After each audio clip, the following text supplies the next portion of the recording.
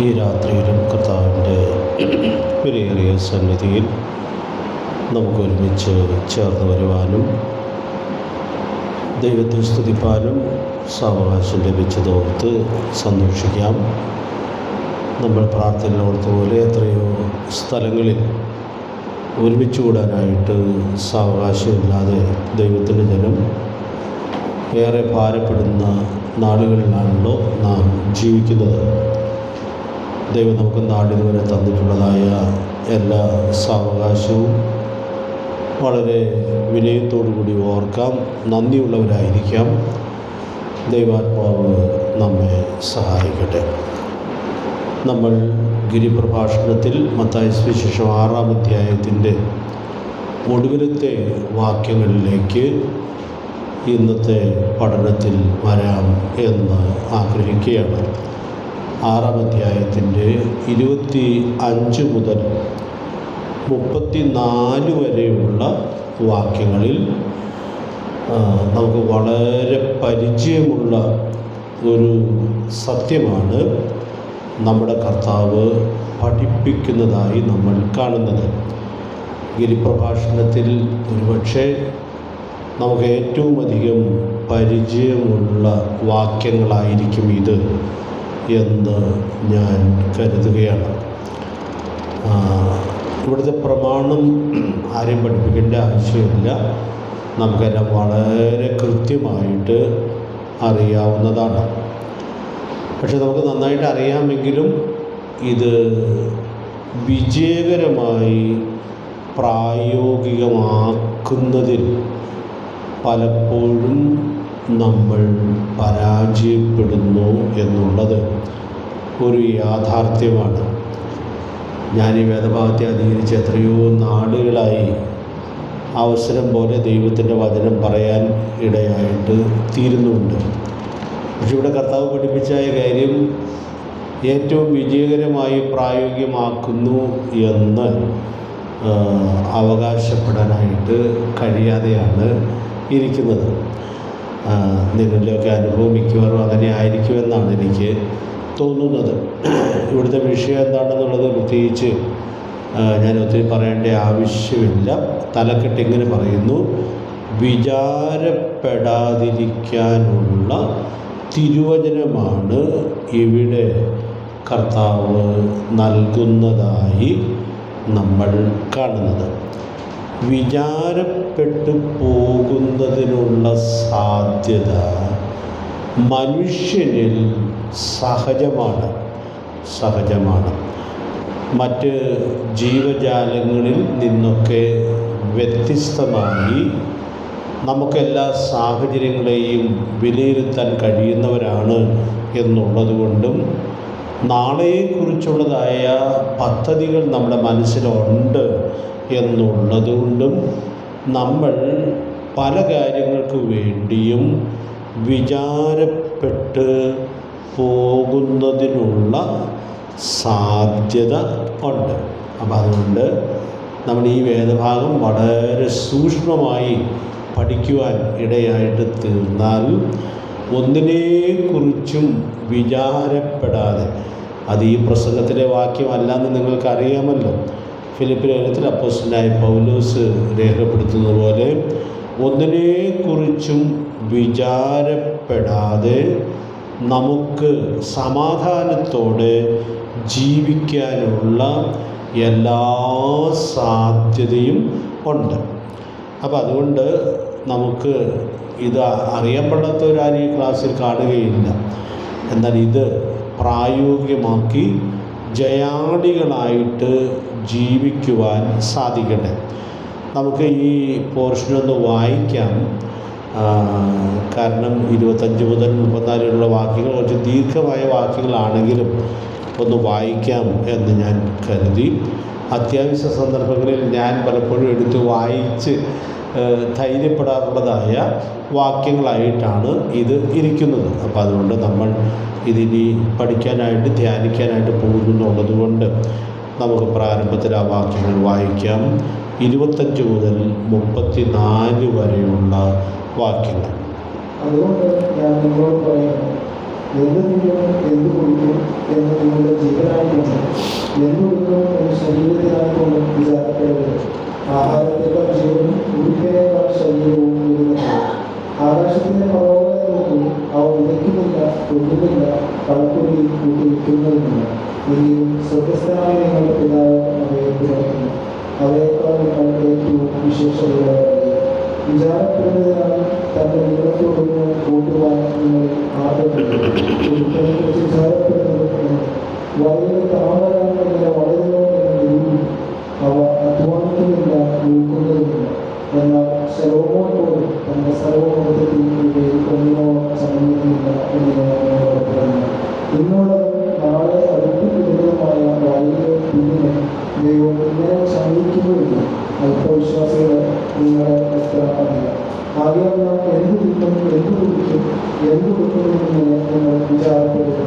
ഈ വകയൊക്കെയും ജാതികൾ അന്വേഷിക്കുന്നു. സ്വർഗസ്ഥനായ നിങ്ങളുടെ പിതാവ് ഇതൊക്കെയും നിങ്ങൾക്ക് ആവശ്യമെന്ന് അറിയുന്നത്. മുമ്പേ അവരുടെ രാജ്യവും നീതിയും അന്വേഷിക്കും, അപ്പോൾ കൂടെ ഇതൊക്കെയും നിങ്ങൾക്ക് കിട്ടും. അതുകൊണ്ട് നാളത്തെ വിചാരപ്പെടരുത്, നാളത്തെ ദിവസം തനിക്കായി വിചാരപ്പെടരുത്. അതത് ദിവസത്തിന് അന്നത്തെ ദോഷങ്ങൾ. ഈ വാക്യങ്ങളിലൂടെ നമ്മൾ പോകുമ്പോൾ വിചാരപ്പെടരുത് എന്നുള്ള കൽപ്പന നമ്മുടെ കർത്താവ് ഈ പ്രസംഗത്തിൽ ആവർത്തിക്കുന്നുണ്ട്. എത്ര പ്രാവശ്യം ആവർത്തിക്കുന്നുണ്ട് എന്നുള്ളത് ഞാൻ ചോദിക്കുകയാണ്. നിങ്ങൾ അങ്ങനെ നോട്ട് ചെയ്തൊന്നും എനിക്കറിയാൻ പാടില്ല. എത്ര പ്രാവശ്യമുണ്ട്? ഇനി ഒന്നുകൂടെ നോക്കേണ്ടി വരുമായിരിക്കാം.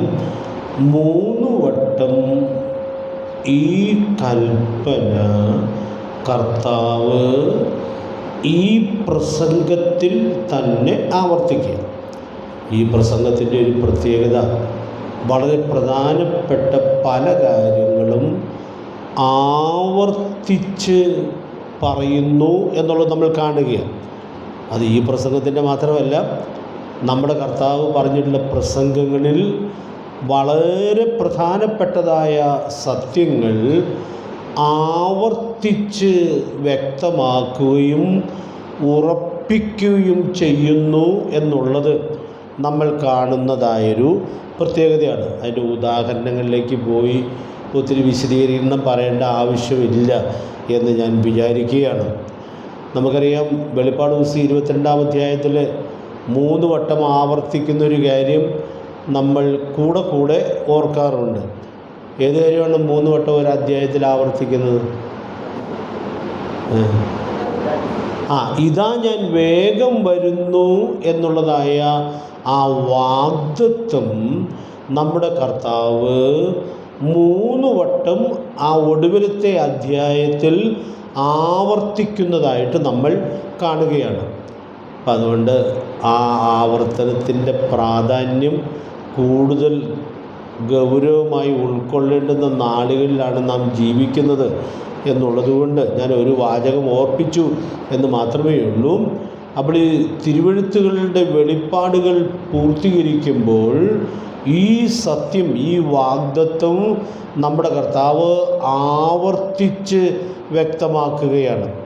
അതുകൊണ്ട് ഈ യുദ്ധത്തിൻ്റെ നാളുകളിലൂടെയൊക്കെ നമ്മൾ കടന്നു പോകുമ്പോൾ ഇപ്പോൾ ലോകക്കാരായ ആളുകളും വിശ്വാസികളല്ലാത്തവരും ഒക്കെ ഇത് ബൈബിൾ പ്രവചനത്തിൻ്റെ നിവൃത്തിയാണിപ്പോൾ കാണുന്നത് എന്നൊക്കെ കൂടെ പറയുകയും അതിനെക്കുറിച്ച് ചിന്തിക്കുകയും ചെയ്യുന്നതായിട്ട് നമ്മൾ കാണുകയാണ്. അതുകൊണ്ട് പ്രിയപ്പെട്ടവരെ, നമ്മുടെ പ്രാണപ്രിയൻ അടുക്കൽ വാതിൽക്കലായിരിക്കുന്നു എന്നുള്ളത് തിരിച്ചറിയത്തക്കവണ്ണം ദൈവാത്മാവ് നമ്മെ സഹായിക്കട്ടെ. സാന്ദർഭികമായിട്ടൊരു ഉദാഹരണം പറഞ്ഞു എന്ന് മാത്രമേ ഉള്ളൂ. ഇവിടെ കർത്താവ് വിചാരപ്പെടരുത് എന്നുള്ളതായ കാര്യം 3 വട്ടം ആവർത്തിക്കുന്നതായി നമ്മൾ കാണുന്നുണ്ട്. അതുകൊണ്ട് ഞാൻ ഓർപ്പിക്കുകയാണ്, നാം വിചാരപ്പെടുന്നില്ല എന്നുള്ളത് ഓരോ വിഷയത്തിലും സൂക്ഷ്മതയോടെ ഉറപ്പ് വരുത്തുവാനായിട്ട് സാധിക്കട്ടെ. നമുക്കറിയാം, വേദപുസ്തകം നമ്മൾ പരിശോധിക്കുമ്പോൾ വിചാരപ്പെട്ട് വളരെ പ്രയാസത്തിലൊക്കെ അകപ്പെട്ടിട്ടുള്ള അനേകരെ നമുക്ക് ഈ വചനത്തിൽ കാണാനായിട്ട് സാധിക്കുന്നുണ്ട്. അത്ര പ്രധാനപ്പെട്ട കാര്യം അല്ലെങ്കിൽ പോലും അതിൽ വിചാരപ്പെട്ടു പോകാനുള്ളതായ സാധ്യതയുണ്ട്. നിങ്ങൾക്ക് ചിലപ്പോൾ ഒരു വേദഭാഗം ഓർമ്മയിൽ വന്നു കാണുമായിരിക്കാം. ഒരു സഹോദരി പലതിനെ ചൊല്ലി വിചാരപ്പെട്ട് മനം കലങ്ങിയ കാര്യം നമ്മുടെ കർത്താവ് എടുത്തു പറയുന്നുണ്ട്. ആ സഹോദരിയുടെ പേരോർമ്മയുണ്ടോ? മാർത്തയുള്ള ബന്ധത്തിൽ ആ കാര്യം പ്രത്യേകിച്ച് ഓർപ്പിക്കുന്നുണ്ട്. കാര്യം കർത്താവിന് ആഹാരം കൊടുക്കുക, കർത്താവിന് ശിഷ്യന്മാർക്ക് ആഹാരം കൊടുക്കുക എന്ന് പറഞ്ഞാൽ വളരെ പ്രധാനപ്പെട്ട ഒരു ബന്ധപ്പാടുണ്ട്. പക്ഷേ കർത്താവ് പറഞ്ഞു അതിനെക്കുറിച്ച് അങ്ങനെ വിചാരപ്പെട്ടും മനം കലങ്ങിയൊന്നും ഇരിക്കേണ്ട ആവശ്യമില്ല, അത് അല്പമേ വേണ്ടൂ എന്ന് പറഞ്ഞ് അവളുടെ ആ വഴിമാറലിനെ കർത്താവ് തിരുത്തുന്നതായിട്ട് നമ്മൾ കാണുകയാണ്. അപ്പോൾ ഞാനിന്ന് പല വാക്യത്തിലൂടെ കടന്നു പോയപ്പോൾ ഓർത്തു, ഈ വിചാരപ്പെടാനായിട്ട് അങ്ങനെ വലിയ വിഷയങ്ങളൊന്നും ഉണ്ടാകണമെന്ന് നിർബന്ധമില്ല. വളരെ സാധാരണമായ നിസാരമായ വിഷയങ്ങളിലും നമ്മൾ വിചാരപ്പെട്ടു പോകുന്നതിനുള്ളതായ സാധ്യതയുണ്ട് എന്നുള്ളതായ കാര്യം നമുക്കിവിടെ ഉൾക്കൊള്ളാനായിട്ട് സാധിക്കുകയാണ്. മാർത്ത അതിഥി സൽക്കാരത്തിൻ്റെ ബന്ധപ്പാടിലാണ് വിചാരപ്പെടാനിടയായിട്ട് തീർന്നത്. ആ ബന്ധപ്പാടിൽ നമ്മളുമൊക്കെ വിചാരപ്പെട്ടു പോകാനുള്ളതായ വലിയ സാധ്യതയുണ്ട് എന്നുള്ളതായ കാര്യം ഞാൻ പ്രത്യേകിച്ച് പറയാനായിട്ട് ആവശ്യമില്ലല്ലോ. നമ്മുടെ കർത്താവ് ഇവിടെ പറയുമ്പോഴും അതിഥി സൽക്കാരത്തോട് ബന്ധപ്പെട്ടതായ ഒരു കാര്യമാണ് ഉദാഹരണമായിട്ട് പറയുന്നത്. എന്താ പറയുന്നത്? എന്ത് തിന്നും എന്തു കുടിക്കും. അപ്പോൾ ഭക്ഷണത്തോട് ബന്ധപ്പെട്ടതായ ആ വിചാരത്തിൻ്റെ സാധ്യത എന്നുള്ളത് നമുക്കിവിടെയും ഉൾക്കൊള്ളാനായിട്ട് സാധിക്കുന്നുണ്ട്. അപ്പോൾ അതുകൊണ്ട് ഞാൻ ഇന്ന് രാത്രിയിൽ ഓർപ്പിക്കാനായിട്ട് ആഗ്രഹിക്കുന്നതായ കാര്യം, നമ്മൾ ഈ കൽപ്പന ലംഘിക്കുന്നില്ല എന്നുള്ളത് സൂക്ഷ്മതയോടുകൂടി ഉറപ്പ് വരുത്താനുള്ളതായ ആവശ്യകത ഉണ്ട്. ദൈവത്തിൻ്റെ ആത്മാവ് നമ്മെ സഹായിക്കട്ടെ. അപ്പോൾ അതുകൊണ്ട് ഞാൻ ഈ വേദഭാഗവും ഈ പാഠവും നമ്മൾ പഠിക്കുന്നതിൻ്റെ വളരെ പ്രധാനപ്പെട്ടൊരു പ്രയോജനം ഓർപ്പിക്കാനായിട്ട് ആഗ്രഹിക്കുന്നത്, ലോകത്തിലെ മനുഷ്യരൊക്കെ സാധാരണ നിലയിൽ വിചാരപ്പെട്ടു പോകാവുന്ന വിഷയങ്ങളിൽ അങ്ങനെ വിചാരപ്പെടാതെ നമുക്ക് ജീവിക്കാനുള്ളതായ എല്ലാ സാധ്യതയും ദൈവം തന്നിട്ടുണ്ട്. അപ്പോൾ അതുകൊണ്ട് നമ്മൾ കർത്താവ് നൽകിയ ഒരു കൽപ്പനയും അവഗണിക്കരുത്. ഒരു ഭാഗത്ത് തന്നെ ആവർത്തിച്ച് നൽകിയിട്ടുള്ളതായ ഈ കൽപ്പന കൃത്യമായിട്ട് അനുസരിക്കുന്നു എന്നുള്ളത് സൂക്ഷ്മതയോടെ ഉറപ്പുവരുത്തുവാനായിട്ട് സാധിക്കട്ടെ. അപ്പോൾ ഈ കൽപ്പന നാം സൂക്ഷ്മതയോടുകൂടി ഉൾക്കൊള്ളുവാൻ ഇടയായിട്ട് തീർന്നാൽ ഈ കാര്യത്തിൻ്റെ മേൽ വിജയം വരിച്ച് ജീവിക്കാനായിട്ട് സാധിക്കും. അങ്ങനെ ജീവിക്കാനായിട്ട് സാധിക്കും എന്നുള്ളത് വെളിപ്പെടുത്തുന്ന അനേക വാക്യങ്ങളുണ്ട്. ചില ജീവിതങ്ങളുടെ വിശദാംശങ്ങൾ നമുക്ക് തിരുവെഴുത്തിൽ കാണാനായിട്ട് സാധിക്കുന്നുണ്ട്. ഇതൊക്കെ നിങ്ങളോട് ചോദിച്ചും പറഞ്ഞുമൊക്കെ പോകാവുന്നതാണെങ്കിലും മുഴുവൻ ചോദിക്കാനുള്ളതായ സ്വാതന്ത്ര്യം ഇല്ലാത്തൊരു ക്ലാസ് ആണെന്നുള്ളത് കൊണ്ട് ഞാൻ ഒത്തിരി ചോദ്യത്തിലേക്ക് പോകണ്ട എന്ന് കരുതുകയാണ്. നമുക്ക് കർത്താവിടെ പറഞ്ഞ വാക്യങ്ങളെക്കാൾ ഒരുപക്ഷെ വളരെ സുപരിതമായ ചില വാക്യങ്ങളിൽ ഈ കൽപ്പന ഉണ്ട്. എവിടെയാണെന്ന് ഓർക്കുന്നുണ്ടോ? ഈ വാക്യങ്ങൾ നമുക്ക് പരിചയം കാണും. എന്നാൽ ലേഖനങ്ങളിലേക്ക് വരുമ്പോൾ ഈ കൽപ്പനയുടെ ആവർത്തനം കുറച്ചുകൂടി വ്യക്തമായി നൽകുന്നതായിട്ട് നമ്മൾ കാണുന്നുണ്ട്.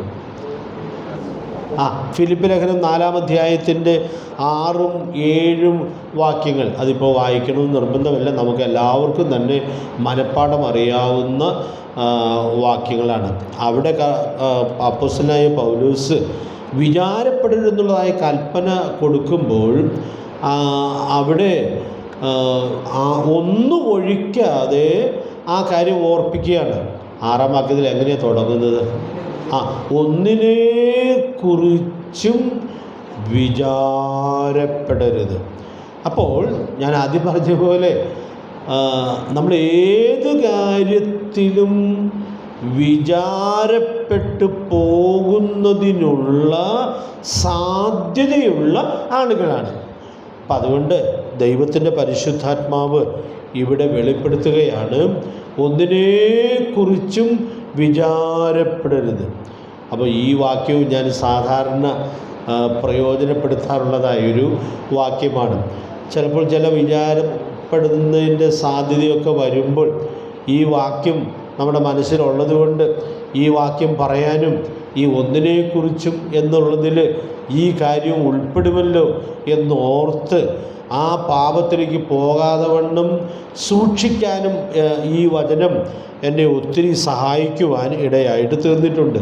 നിങ്ങളെയും സഹായിച്ച് കാണുമായിരിക്കും എന്ന് ഞാൻ കരുതുകയാണ്. ഞാനിപ്പോൾ പറയാനായിട്ട് പോകുന്ന കാര്യം, അവിടെ ആ കൽപ്പന 6-ാം വാക്യത്തിൽ കൊടുക്കുമ്പോൾ ആ കൽപ്പനയോട് അനുസരണം കാണിക്കുന്നവർക്ക് ലഭിക്കുന്ന വലിയൊരനുഗ്രഹം നമ്മൾ വായിക്കുന്നുണ്ട്. എന്താണ് അനുഗ്രഹം?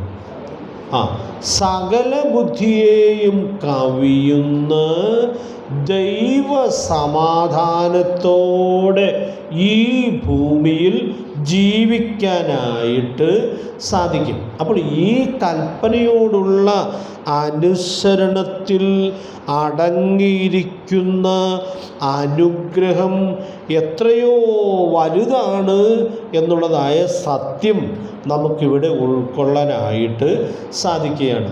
ഇവിടെ നമുക്ക് നല്ല പരിചയമുള്ളതുകൊണ്ട് വാക്കുകൾ ഞാനൊന്ന് കണക്ട് ചെയ്യാം.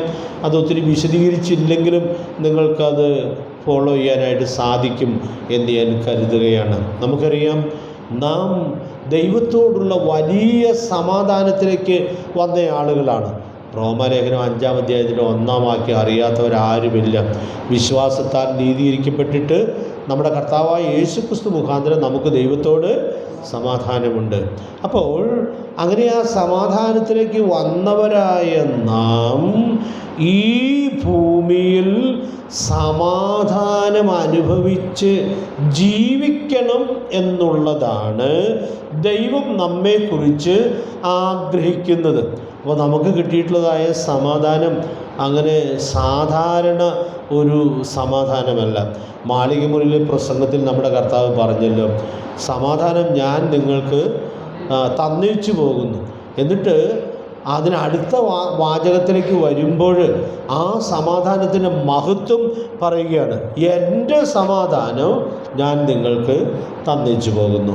അപ്പം ഞാൻ ഇന്ന് രാത്രിയിൽ ഓർപ്പിക്കട്ടെ, ദൈവമക്കളായ നമുക്ക്, രക്ഷിക്കപ്പെട്ട നമുക്ക്, ദൈവത്തോടുള്ള സമാധാനത്തിൽ വന്ന് നമുക്ക് സമാധാന പ്രഭുവായ നമ്മുടെ കർത്താവിൻ്റെ സമാധാനത്തോടെ ഈ ഭൂമിയിൽ ജീവിക്കാനായിട്ട് സാധിക്കും എന്നുള്ളതായ വലിയ സത്യം നമുക്കവിടെ ഉൾക്കൊള്ളാനായിട്ട് സാധിക്കുകയാണ്. നമ്മുടെ കർത്താവ് ശിഷ്യന്മാരോട്, ആ 11 ശിഷ്യന്മാരോട് അന്ന് രാത്രിയിൽ അങ്ങനെ പറഞ്ഞതിൻ്റെ കാരണം 14-ാം അധ്യായം യോഹന്നാൻ 14-ന്റെ ആദ്യത്തെ വാക്യം വായിക്കുമ്പോൾ നമുക്ക് മനസ്സിലാക്കാനായിട്ട് സാധിക്കും. അവിടെ കർത്താവ് പറയുന്നത്, നിങ്ങളുടെ ഹൃദയം എന്ത് ചെയ്യരുത്, കലങ്ങിപ്പോകരുത്. അപ്പോൾ കലങ്ങിപ്പോകാനുള്ളതായ എല്ലാ സാധ്യതയും കർത്താവ് ആ സാഹചര്യത്തിൽ കാണുന്നുണ്ട്. കർത്താവ് അത് തിരിച്ചറിയുവാൻ ഇടയായിട്ട് തീരുന്നുണ്ട്. അതിൻ്റെ കാര്യകാരണങ്ങളിലേക്കൊന്നും ഞാനിപ്പോൾ പോകണം എന്ന് ആഗ്രഹിക്കുന്നില്ല. അപ്പോൾ നമ്മുടെ കർത്താവ് തൻ്റെ ശിഷ്യന്മാരുടെ നിജസ്ഥിതി വളരെ കൃത്യമായിട്ട് അറിഞ്ഞ് അവരെ ആശ്വസിപ്പിക്കുകയും ധൈര്യപ്പെടുത്തുകയും ചെയ്യുന്നു എന്നുള്ളത് നമുക്ക് ഇവിടെ ഉൾക്കൊള്ളാനായിട്ട് സാധിക്കുകയാണ്.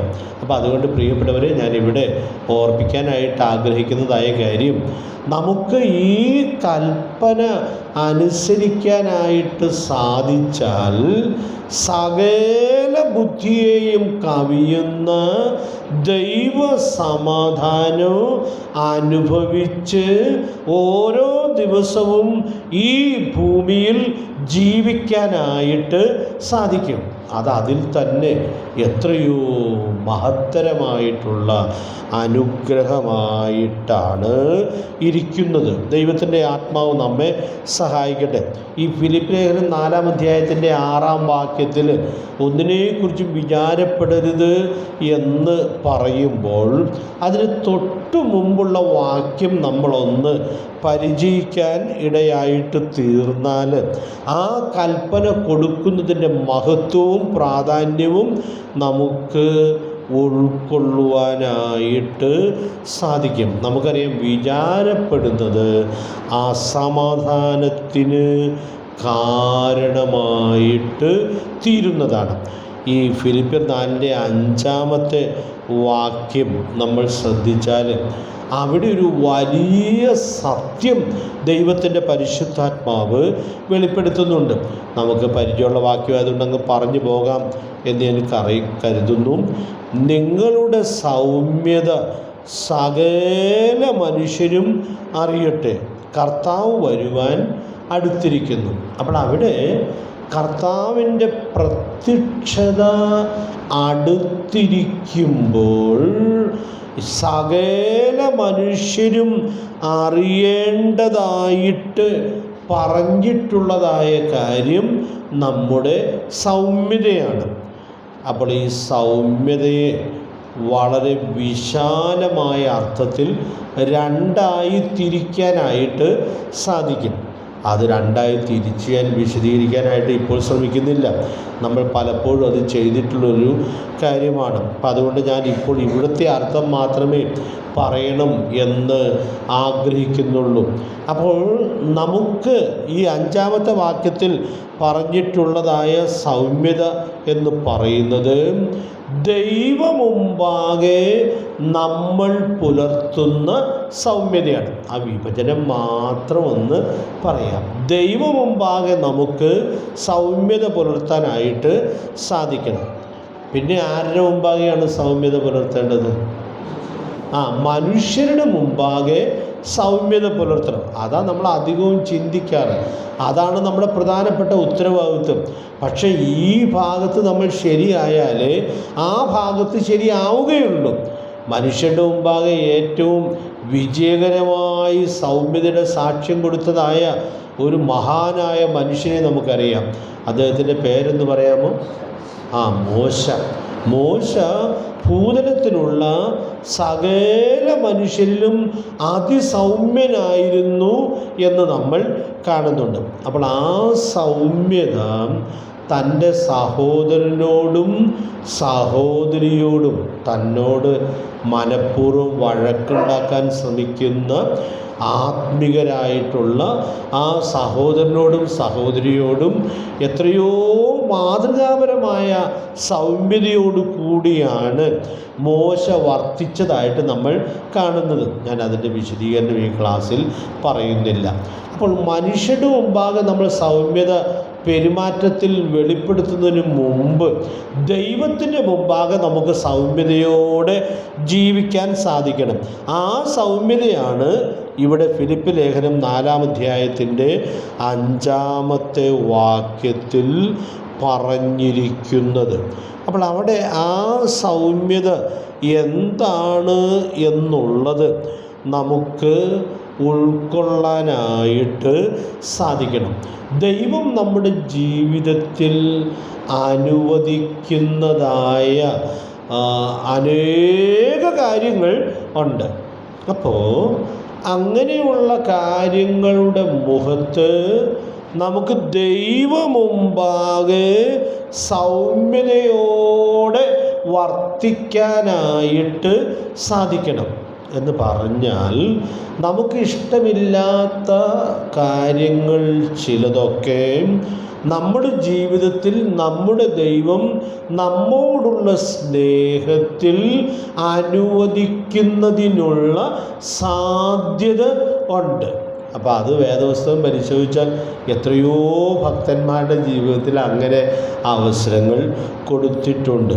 പൗലോസിന് ആദ്യം അർത്ഥം മനസ്സിലാകാത്തതായ ഒരു കാര്യം തൻ്റെ ജീവിതത്തിൽ കർത്താവ് അനുവദിച്ചിട്ടുണ്ടായിരുന്നു. നിങ്ങൾ ഓർക്കുന്നുണ്ടോ എന്താണെന്ന്? ഈ ജഡത്തിനൊരു ശൂലം തനിക്ക് ഉണ്ടായിരുന്നു. അപ്പോൾ അതുകൊണ്ട് അത് മാറാനായിട്ട് 2-3 വട്ടം അപേക്ഷിച്ചു. പിന്നെ ആ അപേക്ഷയും പ്രാർത്ഥനയും പൗലോസ് നിർത്തി എന്നാണ് നമുക്ക് മനസ്സിലാക്കാനായിട്ട് സാധിക്കുന്നത്. പൗലോസിന് മനസ്സിലായി ഇത് തൻ്റെ നന്മയ്ക്കു വേണ്ടി ദൈവം നൽകിയിട്ടുള്ളതായ ഒന്നാണ്. ആ നന്മയും തനിക്ക് തിരിച്ചറിയാനായിട്ട് സാധിച്ചു. വെളിപ്പാടുകളുടെ ആധിക്യത്താൽ അതിയായി നിഗളിച്ചു പോകാതിരിക്കാനായിട്ട് ഈ ശൂലം തന്നിരിക്കുന്നു എന്നുള്ളത് ആ ദൈവദാസൻ തിരിച്ചറിഞ്ഞു. അപ്പം ഞാൻ ഇന്ന് രാത്രിയിൽ പറയാനായിട്ട് ശ്രമിക്കുന്നത്, അതിനൊരു ചെറിയ സമയമെടുത്തു. ആദ്യമൊക്കെ ഇത് മാറാനായിട്ട് പൗലോസ് ശരീരത്തിൽ രോഗമായിരുന്നു എന്നാണ് പറയുന്നത്. അതിൻ്റെ സൗഖ്യത്തിന് വേണ്ടിയൊക്കെ അപേക്ഷിക്കുവാനൊക്കെ ഇടയായിട്ട് തീർന്നു. സൗഖ്യമല്ല കർത്താവ് കൊടുത്തത്, പിന്നെ അതിൽ തുടരാനായിട്ടാണ് അനുവദിച്ചത്.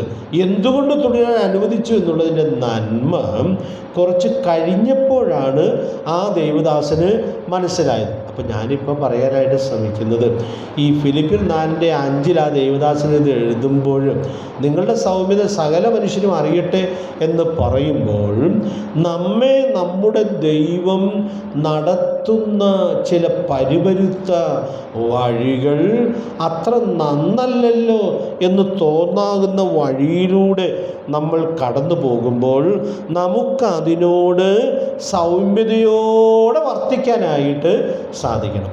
ഒരറിവുള്ള ആളുകൾക്ക് അത് സാധിക്കുകയുള്ളൂ. ആ അറിവ് എന്താണെന്നുള്ളൊരു ചോദ്യം ഞാൻ ചോദിക്കാമോ? ധൈര്യപ്പെട്ട് ചോദിക്കുകയാണ്. ആർക്കെങ്കിലും പറയാമോ ഏതറിവുള്ള ആളുകൾക്കാണ് ഈ സൗമ്യതയോടെ ജീവിക്കാനായിട്ട് സാധിക്കുന്നത്? ഒരു ചെറിയൊരു കട്ടിയായ ചോദ്യമാണ്, എങ്കിലും ഒന്ന് പറയാൻ പറ്റുമോ?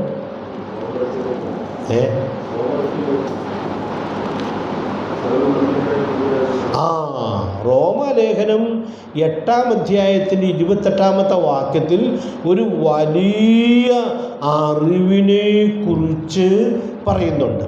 ആ വാക്യം അറിയാമെങ്കിലും ആ അറിവെന്നുള്ള വാക്ക് ഞാൻ ഇന്ന് പകലാണ് ഇടുവരയിടയായിട്ട് തീർന്നത്. അപ്പോൾ ആ വാക്യം നമുക്കൊന്ന് അത് വായിക്കണ്ടല്ലേ. എന്നാൽ ദൈവത്തെ സ്നേഹിക്കുന്നവർക്ക് നിർണയപ്രകാരം വിളിക്കപ്പെട്ടവർക്ക് തന്നെ സകലവും നന്മയ്ക്കായി കൂടി വ്യാപരിക്കുന്നു എന്ന് നാം അറിയുന്നു. അപ്പോൾ ഞാൻ ഇന്ന് രാത്രിയിൽ അവിടെ ഒരു ചോദ്യം ചോദിക്കുകയാണ്. നമുക്കെല്ലാവർക്കും അറിയാമോ ഇത്? ദൈവത്തെ സ്നേഹിക്കുന്നവർക്ക് നിർണയപ്രകാരം വിളിക്കപ്പെട്ടവർക്ക് തന്നെ സകലവും നന്മയ്ക്കായി കൂടി വ്യാപരിക്കുന്നു. നമ്മൾ രണ്ടാമത് പാടിയ പാട്ടിൽ ഈ ആശയം വളരെ മനോഹരമായിട്ട് പറഞ്ഞിട്ടുണ്ടായിരുന്നു. കാരണം അത് എൻ്റെ നന്മയ്ക്കാണെന്ന് അറിയുന്നു ഞാൻ എന്ന് എത്ര ഭംഗിയായിട്ടാണ് ആ പാട്ടുകാരൻ എഴുതിയിരിക്കുന്നതായിട്ട് നമ്മൾ കാണുന്നത്. അപ്പോൾ ഞാനിവിടെ ഓർപ്പിക്കാനായിട്ട് ആഗ്രഹിക്കുന്നത്, ഈ പലതിനെ ചൊല്ലിയൊക്കെ വിചാരപ്പെട്ടും മനം കലങ്ങിയൊക്കെ പോകുന്ന ആളുകൾ ഏതറിവില്ലാത്ത ആളുകളാണ്. നമുക്ക് സമ്മതിക്കാനൊരു വിഷമം കാണുമായിരിക്കാം. ആ വിഷമം ഉണ്ടാകണ്ട. കാരണം ഈ അറിവിൻ്റെ അഭാവമാണ് നാം വിചാരപ്പെട്ട് പോകുന്നതിന് കാരണമായിട്ട് തീരുന്നത്. അപ്പോൾ ഈ അറിവിനെക്കുറിച്ച് ഞാനൊരു പുതിയ പഠിപ്പിക്കലൊന്നും പഠിപ്പിക്കാനായിട്ട് ശ്രമിക്കുന്നില്ല. നമുക്കെല്ലാവർക്കും മനഃപ്പാഠം അറിയാവുന്ന വാക്യത്തിൽ എത്രയോ ഭംഗിയായിട്ടാണ് ഈ സത്യം ദൈവത്തിൻ്റെ പരിശുദ്ധാത്മാവ് രേഖപ്പെടുത്തിയിരിക്കുന്നതായി നമ്മൾ കാണുന്നത്. അതുകൊണ്ട് പ്രിയപ്പെട്ടവരെ, നമുക്ക് ചിലപ്പോൾ വേദനയെന്ന് തോന്നുന്ന വഴിയിലൂടെ കടന്ന് പോകുമ്പോഴും ദൈവം എൻ്റെ നന്മയ്ക്കു വേണ്ടി ഇത് ചെയ്യുന്നു എന്നുള്ളതായ കാര്യം തിരിച്ചറിഞ്ഞ് സൗമ്യതയോടെ പിറുപിറുപ്പ് കൂടാതെ, പരാതി കൂടാതെ ആ ദൈവിക ഇടപെടലിനെ ഏറ്റെടുക്കാനായിട്ട് നമുക്ക് സാധിക്കണം. ഇത് സാധിച്ചാൽ നമുക്ക് ദൈവത്തോട് പരാതിയോ പിറുപിറുപ്പോ ഒന്നും ഇല്ലാത്തവരായിട്ട് ജീവിക്കാം. ഞാൻ ആ വാക്കുകൾ പറയുമ്പോൾ ദൈവത്തിൽ നിന്ന് അസാധാരണമായ നന്മകൾ വാരിക്കോരി അനുഭവിച്ച ഇസ്രായേൽ മക്കൾ അതൊക്കെ അനുഭവിച്ചുകൊണ്ടിരിക്കുമ്പോൾ തന്നെ അവരെത്രയോ വട്ടം പരാതി പറയുന്നവരും പിറുപിറുക്കുന്നവരുമായിട്ട് തീർന്നു എന്നുള്ളത് അവരുടെ ചരിത്രത്തിൽ എത്രയോ വട്ടം ആവർത്തിക്കുവാൻ ഇടയായിട്ട് തീരുന്നുണ്ട്. 1 കൊരിന്ത്യർ 10-ാം അധ്യായത്തിൽ ദൈവത്തിൻ്റെ ദാസൻ ആ ചരിത്രത്തിൽ നിന്ന് എത്രയോ ശക്തമായ മുന്നറിയിപ്പുകളാണ് നമുക്ക് നൽകുന്നത്. അവർ പിറുപിറുത്തതുപോലെ നമ്മൾ പിറുപിറുക്കരുത് എന്നുള്ളതായ വലിയ ഉദ്ദേശത്തോടെ അത് രേഖപ്പെടുത്തിയിരിക്കുന്നു എന്നുള്ളത് നമ്മൾ കാണുകയാണ്. അതുകൊണ്ട് ഇന്ന് രാത്രിയിലെ ഈ ക്ലാസ്സിൽ ഈ വലിയ അറിവിൻ്റെ വെളിച്ചമുള്ളവരാണ് നാം എന്നുള്ളത്. വാക്യം അറിയാവുമെന്ന് ഞാൻ ചോദിക്കുന്നില്ല, വാക്യം നമുക്കെല്ലാം അറിയാം. എന്നാൽ ഈ അറിവ് ഹൃദയപൂർവം നമ്മുടെ മനസ്സിൽ സൂക്ഷിക്കുന്നു എന്നുള്ളത് ഉറപ്പാക്കേണ്ടതിന് ദൈവത്തിൻ്റെ പരിശുദ്ധാത്മാവ് നമുക്ക് ധാരാളം ദൈവകൃപ നൽകട്ടെ. നമ്മൾ വേദപുസ്തകവും ഒക്കെ പഠിക്കുമ്പോഴാണെങ്കിലും ഒത്തിരിയൊക്കെ പഠിച്ചില്ലല്ലോ. ഇങ്ങനെയുള്ള കാര്യങ്ങൾ പഠിച്ച് അതിൻ്റെ അനുഭവത്തിൽ ജീവിക്കുക എന്നുള്ളത് എത്രയോ പ്രധാനപ്പെട്ട കാര്യമായിട്ട് ഇരിക്കുന്നു. ദൈവാത്മാവ് നമ്മെ സഹായിക്കട്ടെ. നമ്മുടെ ദൈവത്തെക്കുറിച്ച് ഞാൻ വേറൊരു കാര്യം കൂടി പറയുകയാണ്. അതും എല്ലാവർക്കും അറിയാവുന്ന കാര്യമാണ്, എങ്കിലും അതൊന്ന് ചേർത്ത് ഉൾക്കൊള്ളുന്നത് നല്ലതാണ്. 1 തിമോഥെയോസ് 6-ാം അധ്യായത്തിൻ്റെ 15-ാമത്തെ വാക്യം നമ്മൾ പലപ്പോഴും സ്തോത്രം ചെയ്യുമ്പോഴൊക്കെ ഞായറാഴ്ചകളിൽ ഓർക്കാറുള്ളതായ വാക്കുകളാണ്. നമ്മുടെ ദൈവത്തെക്കുറിച്ച് ചില വാക്കുകൾ അവിടെ പ്രത്യേകിച്ച് എടുത്തു പറയുന്നതായിട്ട് നമ്മൾ കാണുന്നുണ്ട്. അതിൽ ഞാൻ ഈ പറഞ്ഞു വരുന്ന വിഷയത്തിലൊരു പ്രയോഗമുണ്ട്. ആർക്കെങ്കിലും ഒന്ന് പറയാമോ? നമ്മുടെ ദൈവം ധന്യനായ ഏകാധിപതിയാണ്. അപ്പോൾ ദൈവത്തെ ആ വാക്യത്തിൽ എത്രയോ വ്യക്തമായിട്ട് വെളിപ്പെടുത്തിയിരിക്കാം. 10 കൂട്ടം കാര്യങ്ങൾ അതിനകത്ത് പറയുന്നുണ്ട്. അപ്പോൾ ആ വാക്യത്തിൽ ദൈവശാസ്ത്രത്തിൻ്റെ അടിസ്ഥാനപരമായ സത്യങ്ങൾ നമുക്ക് ഉൾക്കൊള്ളാനായിട്ട് സാധിക്കും. ഞാനതിൽ ഇത് മാത്രമേ പറയുന്നുള്ളൂ. ധന്യനായ ഏകാധിപതിയാണ്. അപ്പോൾ ഇതൊക്കെ നമ്മൾ സാധാരണ ഓർക്കാറുള്ളതാണ്. ഒരു ഏകാധിപതിയുടെ പ്രത്യേകത എന്ന് പറഞ്ഞാൽ അദ്ദേഹത്തിന് തോന്നുന്ന കാര്യം ആരോടും ചോദിക്കാതെ ചെയ്യും. അങ്ങനെ ലോകചരിത്രത്തിൽ അങ്ങനെയൊക്കെ ചെയ്തിട്ടുള്ള ചില കുപ്രസിദ്ധരായ രാജാക്കന്മാരുമൊക്കെ ഉണ്ട്. ഇദി അമീൻ എന്ന് പറയുന്ന ഒരു രാജാവ് ഉണ്ടായിരുന്നു. അദ്ദേഹം വളരെ കുപ്രസിദ്ധനായൊരു ഏകാധിപതിയാണ്.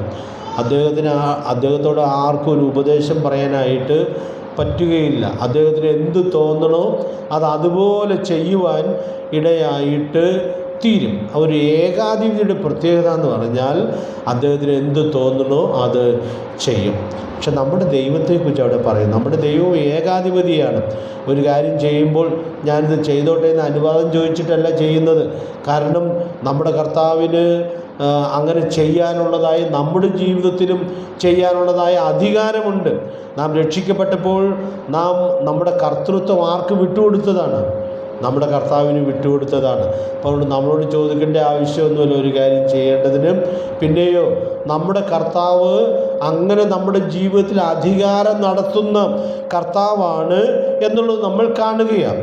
പക്ഷേ ഈ ധന്യനായ ഏകാധിപതിയുടെ പ്രത്യേകത എന്ന് പറഞ്ഞാൽ ബ്ലസ്സഡ് ഡിക്റ്റേറ്റർ എന്നാണ് ഒരു ഇംഗ്ലീഷ് വേർഷനിൽ പറയുന്നത്. അപ്പോൾ ആ ഏകാധിപതിയുടെ പ്രത്യേകത അദ്ദേഹം തനിക്ക് തോന്നുന്നതാണ് ചെയ്യുന്നത്.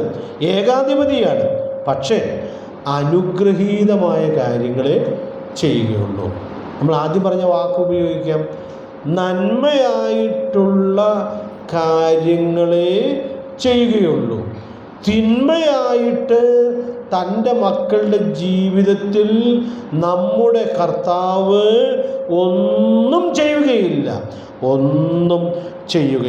അതുകൊണ്ട് പ്രിയപ്പെട്ടവരെ, ഞാൻ ഇന്ന് രാത്രിയിൽ ഓർപ്പിക്കാൻ ആഗ്രഹിക്കുന്നത്, ഇത് വിശദീകരണത്തിൻ്റെ സാമർഥ്യം കൊണ്ട് ഇത് ഭംഗിയാക്കി പറയാൻ കഴിയും എന്ന് ഞാൻ കരുതുന്നില്ല. പിന്നെയോ ഈ വചനം വിശ്വാസ്യമായി ദൈവാത്മാവ് നമ്മുടെ ഹൃദയങ്ങളിൽ കുറിച്ചിടുവാൻ ഇടയായിട്ട് തീരട്ടെ.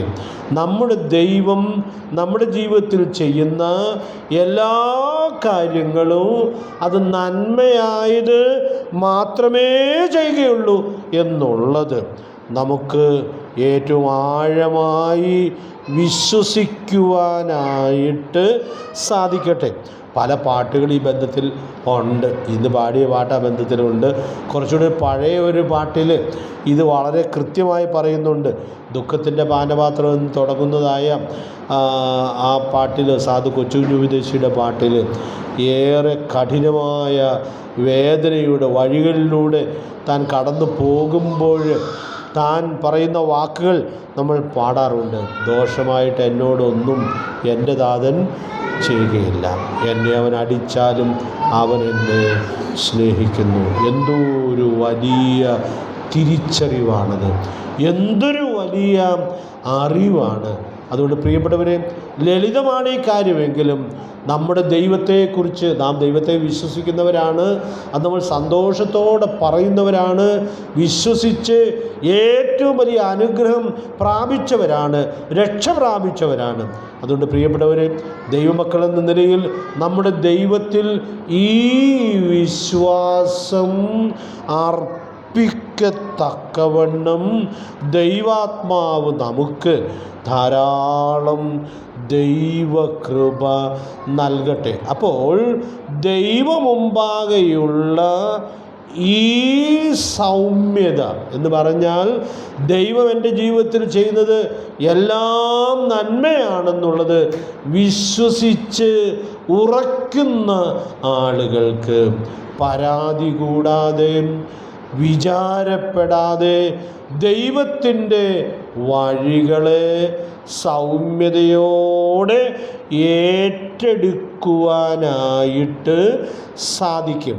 ദൈവാത്മാവ് അതിനാവശ്യമായ ദൈവകൃപ നൽകട്ടെ. അതുകൊണ്ട് ഈ രണ്ട് സത്യങ്ങൾ, വളരെ യോജിപ്പുള്ള ഈ രണ്ട് സത്യങ്ങൾ വളരെ പ്രാധാന്യത്തോടു കൂടി ഉൾക്കൊണ്ട് നമുക്ക് സൗമ്യതയോടെ ജീവിക്കാം. പൗലോസ് എഴുതുകയാണ്, നിങ്ങളുടെ സൗമ്യത സകല മനുഷ്യരും അറിയട്ടെ. നമ്മുടെ കർത്താവിൻ്റെ വരവ് അടുത്ത് വരുമ്പോൾ നാം കൊടുക്കേണ്ട സാക്ഷ്യത്തിൽ വളരെ പ്രധാനപ്പെട്ട ഈ കാര്യം ഓരോ ദിവസവും നമ്മൾ പ്രായോഗികമാക്കുന്നു എന്നുള്ളത് സൂക്ഷ്മതയോടെ ഉറപ്പുവരുത്തേണ്ടതിന് ദൈവാത്മാവ് നമുക്ക് ധാരാളം ദൈവകൃപ നൽകട്ടെ. ഇനി ഞാൻ ഒത്തിരി വിശദീകരണം ഇനി പറയാനായിട്ട് നിവൃത്തിയില്ല, എങ്കിലും ചില ഒന്ന് രണ്ട് വാചകങ്ങൾ ഓർപ്പിച്ച് നിർത്താം എന്ന് ആഗ്രഹിക്കുകയാണ്. ഈ അറിവുള്ളവർ വിചാരപ്പെടാതിരിക്കുന്നതിനുള്ള കൽപ്പന ബുദ്ധിപരമായ വിലയിരുത്തൽ കൂടാതെ അനുസരിക്കും. ഞാൻ ഒന്നുകൂടെ പറയുകയാണ്, ഈ അറിവുള്ള ആളുകൾ വിചാരപ്പെടാതിരിക്കാനുള്ള കൽപ്പന ബുദ്ധിപരമായ വിലയിരുത്തൽ കൂടാതെ അനുസരിക്കും.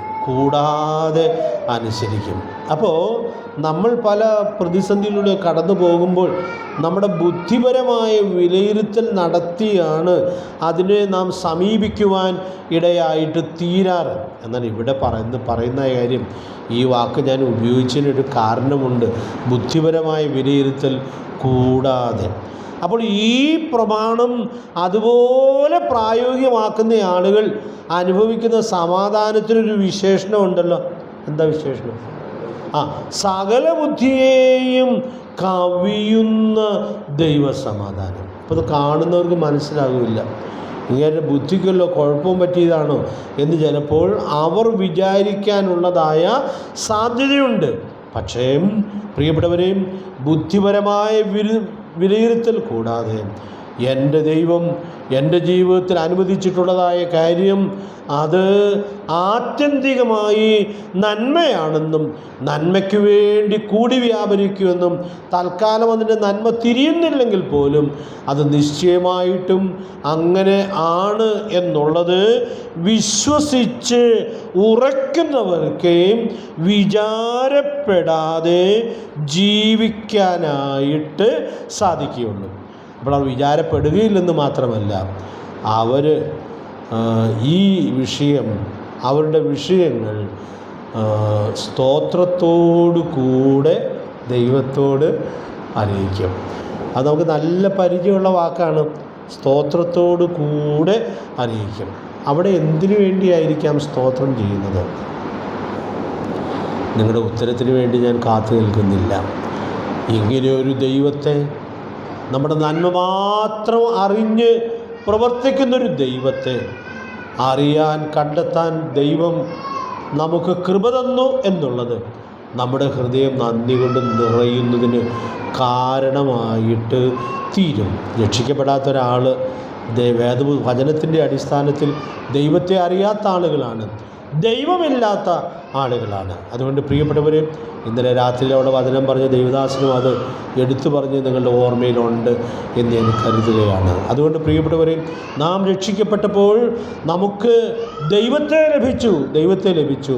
നമ്മുടെ ദൈവത്തിൻ്റെ മഹത്വം നമുക്കിവിടെ ഉൾക്കൊള്ളാനായിട്ട് സാധിക്കുകയാണ്. അപ്പോൾ നമ്മുടെ ദൈവത്തിന് ഈ മഹത്വം തിരിച്ച് അറിയുന്ന ആളുകൾക്ക് വിചാരപ്പെടാതിരിക്കാൻ മാത്രമല്ല, സ്തോത്രത്തോടുകൂടി ഈ കാര്യം ദൈവത്തോട് അറിയിക്കാനായിട്ട് സാധിക്കും. ദൈവത്തിൻ്റെ പരിശുദ്ധാത്മാവ് അതിനാവശ്യമായ ദൈവകൃപ നമുക്ക് നൽകട്ടെ. അടുത്ത ആഴ്ച വരുമ്പോൾ നിങ്ങളൊരു ഗ്രഹപാഠം ചെയ്തുകൊണ്ട് വന്നാൽ നല്ലതാണ്. ഇങ്ങനെ ഈ പറഞ്ഞ പ്രമാണം പ്രായോഗികമാക്കിയിട്ടുള്ള അനേക ഭക്തന്മാരെ വേദപുസ്തകത്തിൽ കാണുന്നുണ്ട്. അതാണല്ലോ നമുക്ക് ചിന്തിക്കാനും എഴുതാനും പറ്റുകയുള്ളൂ.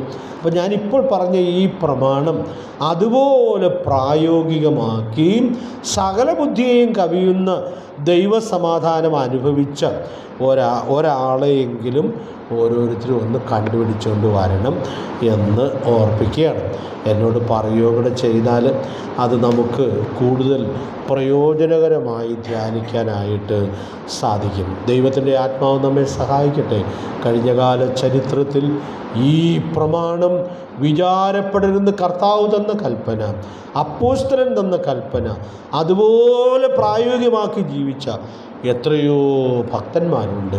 തിരുവെഴുത്തിനുമുണ്ട്, തിരുവെഴുത്തിന് പുറത്തുള്ള ചരിത്രത്തിനുമുണ്ട്. അതുകൊണ്ട് ഈ തലമുറയിൽ നമുക്ക് അങ്ങനെ ജീവിച്ച് സാക്ഷ്യം കൊടുക്കത്തക്കവണ്ണം ദൈവാത്മാവ് നമ്മുടെ ഹൃദയങ്ങളെ ഒരുക്കട്ടെ. ഈ വചനങ്ങൾ അതിന് മുഖാന്തരമായിട്ട് തീരട്ടെ. കർത്താവിൻ്റെ വിലയേറിയ നാമം ഇന്നും എന്നേക്കും വാഴ്ത്തപ്പെടുമാറാകട്ടെ.